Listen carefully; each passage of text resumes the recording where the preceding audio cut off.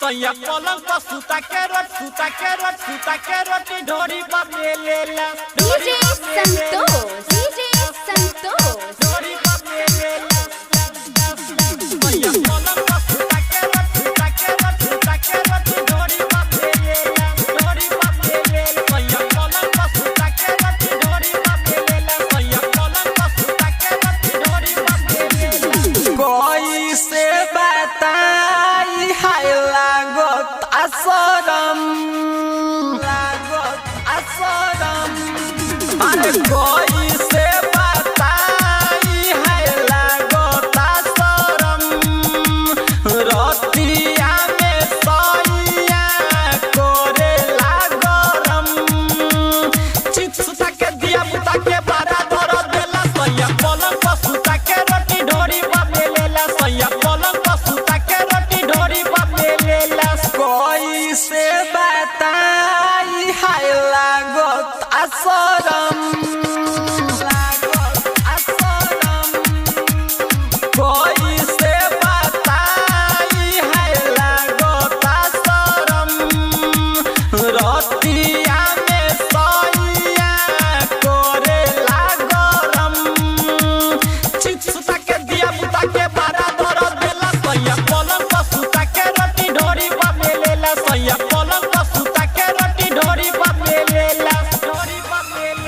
Shivani digital recording studio ढोरी पर लेला सैया डीजे संतोष ढोरी पर लेला Shivani digital recording studio Sirauli ढोरी पर लेला सैया पलंग पर सुता के रोटी ढोरी पर लेला सैया पलंग पर सुता के रोटी ढोरी पर लेला केतना कहियो कर हम लीला डाली के पानी लहंगा कर देता गीला आय हाय केतना कहियो कर हम लीला डाली के पानी लहंगा कर देता गीला डोरे ना कुछो करा से बोली रोटी फूलवता खोली मोर चोली बात में हमके फंसा के राइसिया करेला सैया पलंग पर सुता के रोटी ढोरी पर लेला सैया पलंग पर सुता के रोटी ढोरी पर लेला डीजे संतोष ढोरी पर लेला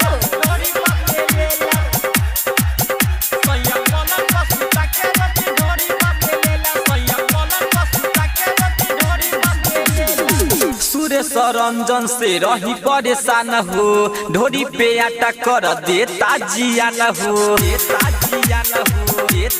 हाय रे बिटू बिकी से हम रही परेशान हो ढोरी पे आटा कर देता जियान हो राजा पारा कास होले मोरा उड़न बाज डाल देता लहंगा के भीतर अपन राज सारी रात करेला लीला सुते